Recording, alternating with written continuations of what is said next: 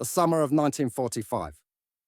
The war had ended, yet the world remained trembling in its wake. As evening descended, the sky burned with the fading glow of sunset, and a group of exhausted German women prisoners received their orders. Step outside. Their uniforms hung loosely from gaunt frames. Their boots, caked in mud, felt heavy with something more than weight, with fear itself. The air lay still, unnervingly so. Only the crunch of boots on gravel broke the silence. "Line up," came the command. The women exchanged anxious glances, their faces drawn with fatigue and uncertainty. Rumours had circulated. Some whispered it was merely roll call. Others spoke of darker possibilities. War had stripped them of certainty, and in captivity, even silence carried menace.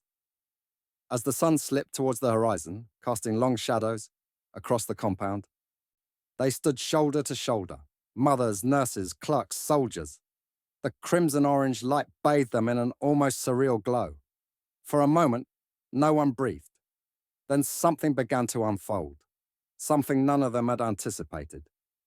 Before we go on, if you enjoy these untold stories from history, do consider subscribing. It really helps the channel grow. Instead of punishment, there was music, voices, movement. Before their weary eyes, the very soldiers who had captured them began to do something that shattered every preconception they'd held of their enemy. That evening at sunset, these women witnessed a side of humanity they believed the war had erased entirely. From that moment on, they would never forget what unfolded before them in that golden light. The guards had ordered them to line up, every single one, from the youngest to the oldest. The command came sharply, cutting through the still air like a whip crack. The sun was already sinking low, painting the sky in streaks of crimson and gold. For the women inside the camp, that order, line up, was one they'd learnt to dread. It always meant something. Sometimes inspection. Sometimes punishment. Sometimes it meant someone would be taken away and never seen again. Boots shuffled across the hard-packed earth as the women emerged from the barracks, one by one, their expressions cautious and guarded. They formed uneven rows, adjusting worn coats against the cool evening breeze. The smell of dust mingled with a faint metallic scent from the camp's fences. Beyond the wire, fields stretched towards the horizon, fading into the golden glow of dusk. Somewhere far off, a bird called once, then fell silent. The war had ended months earlier, but for these women, the cessation of fighting hadn't meant the end of fear.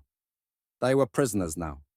Captured German auxiliaries, nurses, clerks, a few former soldiers.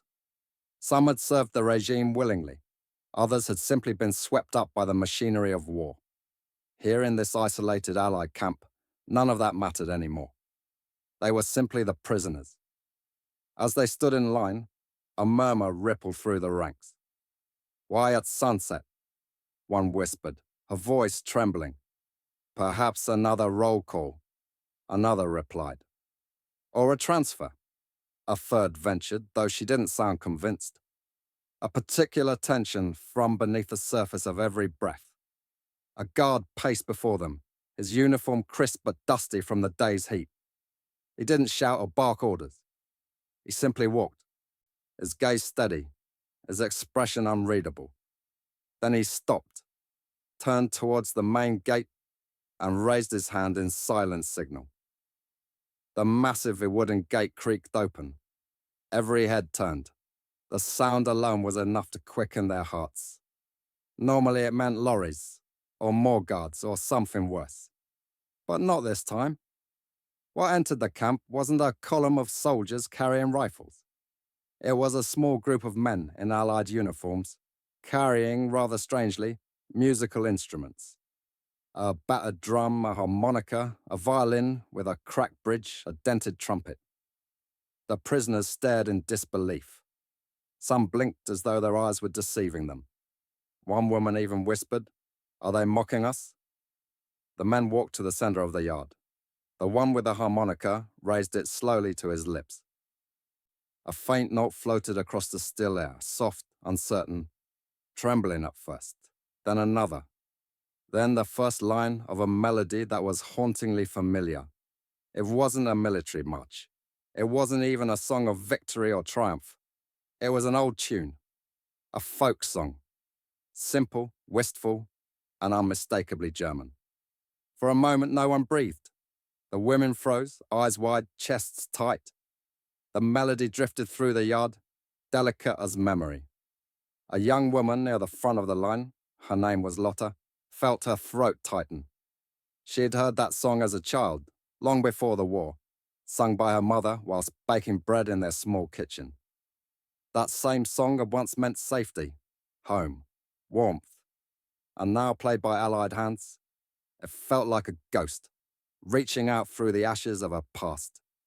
The harmonica was joined by the violin, its thin bow sliding gently across the strings. The tune deepened, filled with something mournful, yet strangely comforting. The women exchanged glances, unsure how to react. Should they look away? Should they smile? Should they cry? The guards stood silently along the fence line, watching, saying nothing. One woman, a former nurse, covered her mouth with her hand, tears brimming in her eyes.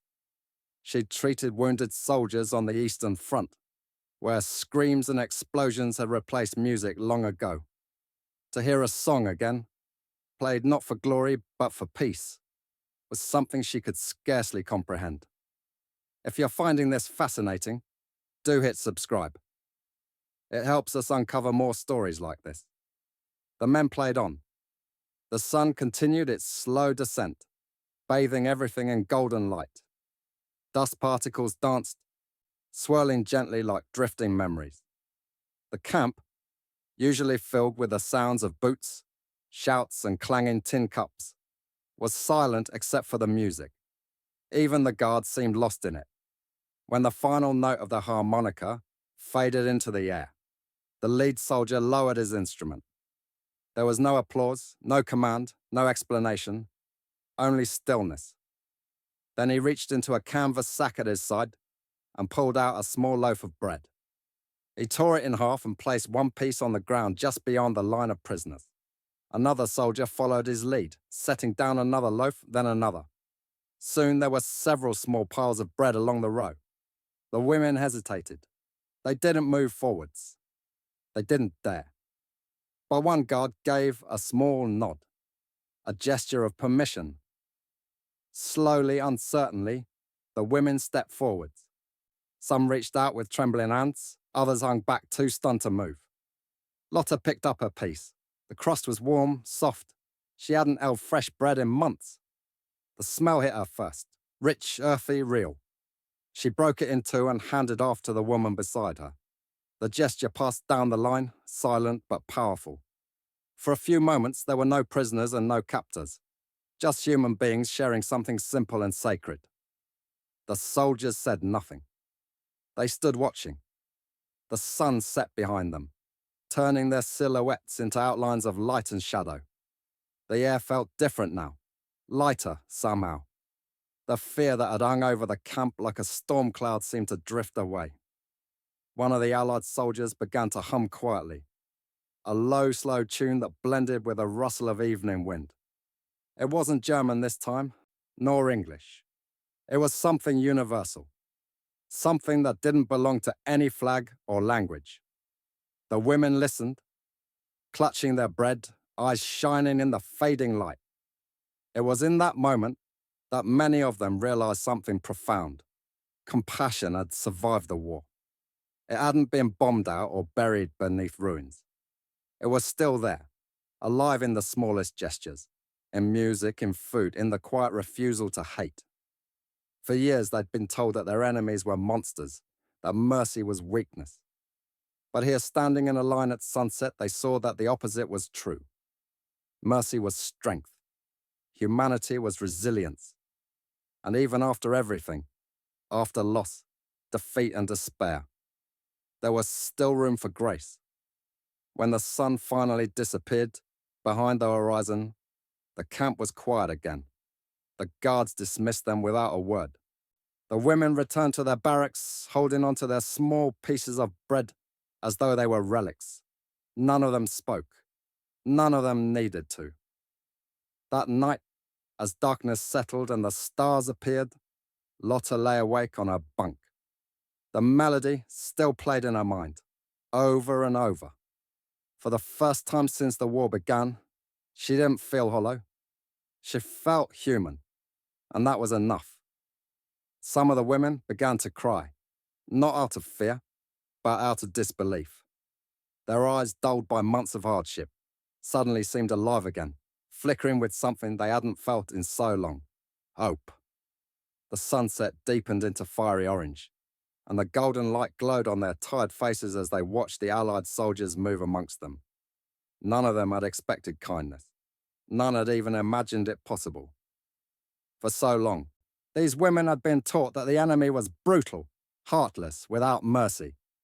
The propaganda posters, the speeches, the whispers, they'd built an image of the Allied forces as monsters who would crush them without hesitation.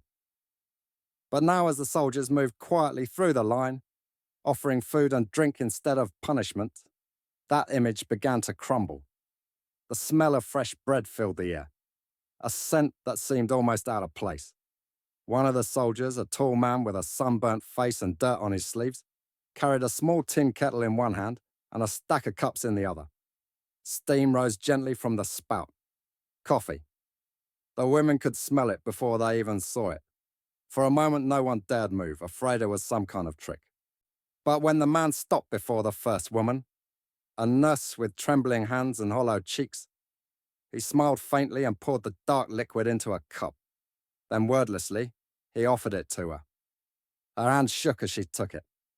She hadn't tasted coffee since the winter of 1944. Back then, her hospital had run on barley substitutes and watery soups. Now the warmth of it seeped through her fingers, and when she lifted it to her lips, the smell alone brought tears to her eyes. She sipped carefully as though afraid the moment might vanish. The taste was bitter, smoky, real. It was like drinking life itself. A murmur rippled down the line. The soldiers continued handing out more cups, breaking loaves of bread into smaller pieces so that everyone could have at least a bite. It wasn't much, just a crust, a sip. But in that place, in that moment, it was everything. Lotta watched as an older woman, Fräulein Becker, who'd been a schoolteacher before the war, clutched her bread to her chest like a treasure. She turned to the young girl beside her and split it in half, pressing one piece into her hands. The girl smiled weakly, her lips trembling. No one spoke. The sound of crackling firewood somewhere in the distance was the only thing that broke the silence. The soldiers didn't talk much either. They moved slowly, quietly, like men who understood the weight of what they were doing. There were no mocking smiles, no words of victory, just gestures. Simple human gestures that spoke louder than speeches ever could. One of them, a young private no older than 20, caught Lotta's eye. For a brief second, she saw something in his expression, a kind of exhaustion that mirrored her own. He nodded once, a silent acknowledgement that they were both just people who'd survived something bigger than themselves. When he handed her a small piece of bread, she whispered, "Danke." He didn't understand the word, but he smiled anyway. The smell of coffee drifted through the camp, blending with the cool evening air. Some of the women began to whisper prayers.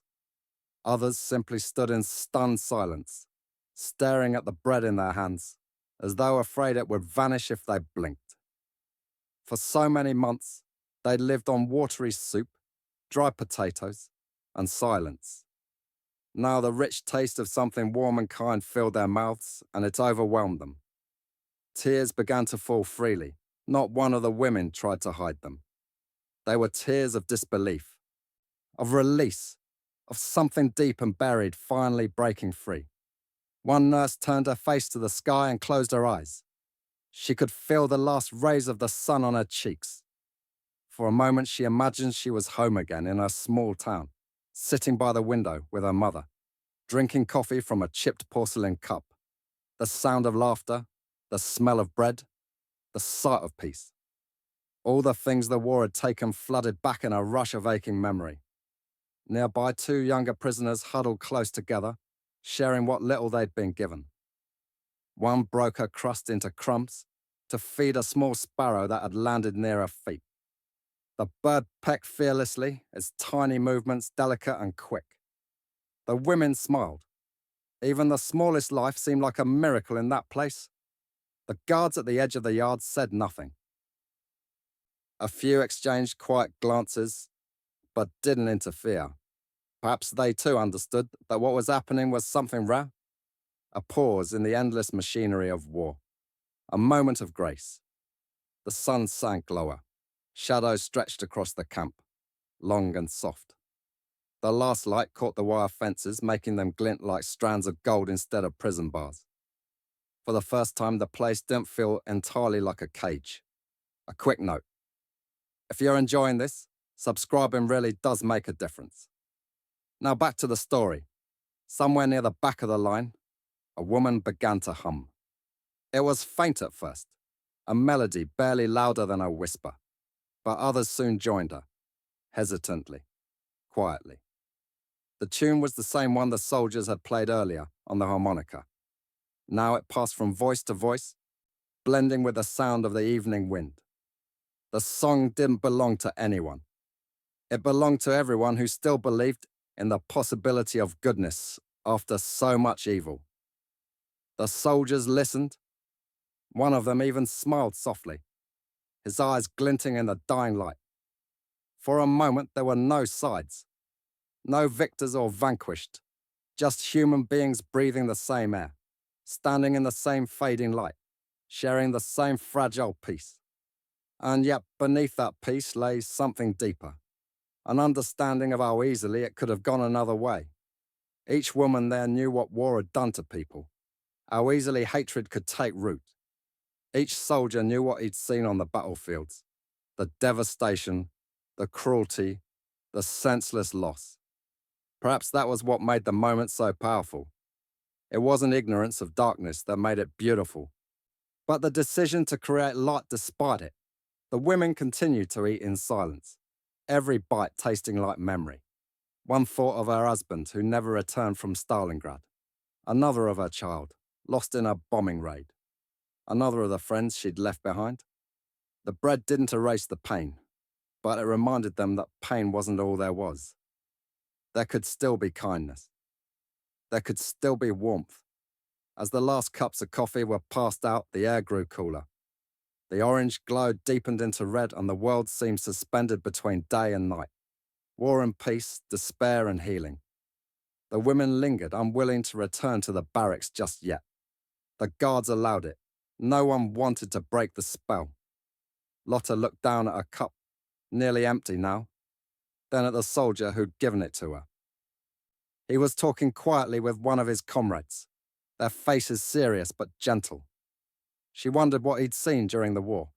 Perhaps he'd lost friends too. Perhaps he was as haunted as she was. In that moment, she felt something she hadn't felt since before the war. A strange, cautious respect, not for authority or power, but for the simple act of being human. For the courage it took to be kind when hatred was easier. The sun finally touched the horizon, and the world turned amber and violet. The last note of the day seemed to hang in the air like a breath waiting to be released. The music, the warmth, the smell of coffee, all of it fused into something timeless. When the soldiers began to collect their instruments again, there were no words exchanged. There didn't need to be. The silence spoke enough. It said, "This is who we could be." When the women were finally told to return to their barracks, they did so slowly, carrying with them not just bread or coffee, but something invisible, something that lingered in their hearts long after the gates closed behind them. That night, as they lay in their bunks, the smell of coffee still clinging faintly to their hands, none of them could sleep. Some cried quietly into their pillows. Others simply stared at the wooden ceiling, thinking of the sunset and the strange kindness they'd witnessed. They'd expected cruelty, punishment, perhaps even death. Instead, they'd been given a gift so simple it felt impossible, a moment of shared humanity. And it had come not from words or promises, but from actions. The breaking of bread, the pouring of coffee, the sound of a familiar song at sunset. It was a lesson none of them would forget. Years later, when they would tell their children or grandchildren about the war, they wouldn't only speak of suffering. They would tell them about that evening, about how their captors, their so-called enemies, had reminded them what it meant to be human again. As they drifted into uneasy dreams, they carried that image with them. The image of men and women standing together under a crimson sky, sharing warmth instead of hatred, peace instead of vengeance. As the harmonica's final notes faded into the violet horizon, the camp fell into a silence that felt different. No longer the heavy, fearful silence of uncertainty, but something gentler, something alive. The last light of the sun rested on the faces of the women who stood in that open yard, each of them frozen in the quiet awe of what they'd just experienced. For a few long seconds, no one moved. The air itself seemed to be holding its breath, as if the entire world was trying to remember this rare, fragile peace. Lotta lowered her cup slowly, the last drop of coffee still warm against her palms. Around her, other women did the same. Some stood with their eyes closed. Others simply stared ahead, their faces soft in the fading glow. The soldiers who'd played, who'd handed out bread and kindness, now began to collect their instruments and step back. They didn't smile triumphantly or speak words of farewell. They just stood there for a while, watching the women as if they too didn't want to break the spell that hung in the air. For a brief moment, it didn't feel like a prison anymore. The barbed wire fences glowed faintly in the twilight, and the guards, instead of looming like shadows of authority, looked almost human, just men in uniforms, weary from the same war that had broken everyone else. The orange light turned their silhouettes gold, and the echoes of the music still drifted faintly through the dust-filled air, mingling with the scent of warm bread and smoke. Then one of the women, Fräulein Becker, took a hesitant step forwards. Her hands trembled as she pressed them together, and her lips moved soundlessly before a whisper finally escaped her. Danke. Her voice was small, fragile, but it carried. It floated through the yard like a prayer. A few others repeated it, their voices overlapping softly. Danke, danke. The soldiers didn't answer, but they heard. One of them looked away, blinking hard as if fighting back something in his throat. Another reached for his canteen, pretending to drink, though his eyes were fixed on the horizon. The women stood there until the guards finally motioned for them to return to their barracks. Even then they moved slowly, almost reluctantly, each one clutching her piece of bread or her empty cup as though afraid that leaving the yard would somehow make the moment vanish. As they walked back across the dusty ground, the sound of their boots blended with the chirping of crickets in the distance. The war had taken so much from them, their homes, their families, their dignity. But tonight, in the unlikeliest of places, they'd been given something back. Something they hadn't realized they were starving for. The feeling that the world could still be good. Inside the barracks, the air was cool and quiet. A few of the women sat on their bunks in silence, still lost in thought. Others lay down, but didn't close their eyes. The walls, rough and splintered, seemed softer somehow. Even the flickering oil lamps on the tables looked warmer than before. Lotta sat by the small window near her bed, staring out at the yard. The last traces of sunlight had disappeared, leaving behind a sky full of stars. She couldn't remember the last time she'd looked up at the stars. During the war, she'd avoided them. They'd only reminded her of nights spent under bombing raids, of fires and falling glass. But now they seemed peaceful again, eternal, unchanged. The harmonica melody still lingered in her mind. She hummed it quietly, her voice trembling but steady. The sound drew the attention of the woman lying on the bunk beside her, who smiled faintly and whispered, "You have a lovely voice." Lotta blushed, shaking her head. "No," she said softly. "It's just the song." It's still here. The other woman nodded, her eyes glistening. Perhaps it's supposed to stay, she said. Perhaps it's what we need to remember. Hours passed before anyone fell asleep. Some of the women wept softly, not from sorrow, but from the flood of memories that kindness had unlocked. They thought of their families, the children they hadn't seen in years, the husbands who would never return, the mothers who'd once sung them to sleep. Others thought of the soldiers they'd just seen, wondering what stories lay behind their calm faces. Had they lost someone too? Had they felt hatred, grief, despair the same way? It was strange to think of their captors as men with arts, men who could play music and hand out bread. But now they'd seen it with their own eyes, and it had changed something inside them. If you've stayed with us this far, you're exactly the kind of viewer we make these for. Please do subscribe. The next morning, the camp was quieter than usual. The women moved differently, slower, gentler, as though afraid to shatter the fragile peace that had been born the night before. Even the guards seemed subdued, their voices lower, their expressions less severe. When the breakfast rations were handed out, thin porridge and a small slice of stale bread, no one complained. No one looked bitter. It wasn't that they were content. It was that they'd been reminded that contentment was still possible. Later that day, as Lotta fetched water from the pump, she caught sight of one of the Allied soldiers who'd played the harmonica. He was standing near the fence talking quietly with another guard. Their laughter was faint, but it wasn't cruel. It was the sound of men trying to return to normal life after too many years of chaos. When he noticed her watching, he gave a small nod of acknowledgement, the same as before. She hesitated, then nodded back. It was a simple exchange, but one that felt like a bridge across an invisible divide. That evening, as the sun began to set again, the campyard glowed with the same golden hue as the night before.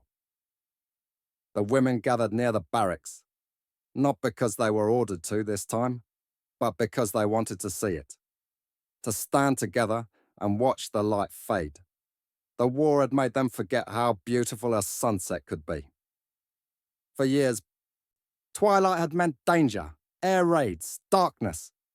But now, as the light bathed the world in calm warmth, they felt something close to peace. The harmonica player didn't return that night, but the memory of his music was enough. A few of the women hummed the melody under their breath. One even began to softly sing the words that matched the tune. A song about longing, about home, about waiting for someone to return. The others joined in. The sound was fragile but sincere, floating over the fences, rising into the cooling air. The guards listened quietly, their faces unreadable. None of them tried to stop it. And then as the song faded, the sky shifted into deep blue. The first stars appeared again, flickering like distant lanterns. The camp fell into silence once more, but now it was a different kind of silence. It was full of unspoken understanding. That night, lying on her bunk, Lotta thought of everything she had lost. Her brother had died in Russia. Her father had vanished after a bombing in Hamburg. Her mother had been buried under rubble during an air raid. For years she'd carried bitterness like a shield, believing that to forgive the enemy would be to betray their memory. But after what she'd seen, she wasn't so sure anymore. Perhaps forgiveness didn't mean forgetting. Perhaps it simply meant allowing herself to live again. Outside, a soft wind rustled through the trees beyond the fence. Somewhere in the distance, an owl called. The world, it seemed, had gone back to breathing again. In the weeks that followed, the camp remained a place of captivity, but not of cruelty. The soldiers treated the prisoners with respect. Work continued, cleaning, repairing, cooking. But it was no longer done under the weight of fear. The women spoke quietly amongst themselves, telling stories, sharing small pieces of hope. Some of them even began teaching each other languages, songs, memories of home. The moment at sunset became a kind of legend amongst them. They spoke of it in whispers, always the same way. Do you remember that night? The music, the bread, the coffee. It became their reminder that even in the ruins of everything, humanity hadn't completely died. When the war trials began and the world outside their fences turned to questions of guilt and justice, the women still carried that evening in their hearts. They didn't deny the horrors of what had happened. They knew too well what had been done. But they also knew that one act of mercy, one moment of unexpected compassion, could outlive hatred. Years later, after they were released and returned to what remained of their homes, some of them still kept small tokens from that time: a tin cup, a crust of preserved bread, a scrap of paper with the song's lyrics. They would show them to their children and grandchildren and say, "This was from the day I learnt that even enemies can be kind." And in those retellings, that golden evening lived on, not as a story of prisoners and captors, but as a story of people finding their way back to humanity after losing it for so long. Even decades later, whenever Lotta saw the sun setting and the sky turning gold, she would stop and remember. That yard, that music, those faces. She would remember how the world had paused between light and darkness and chosen, if only for a moment, to be good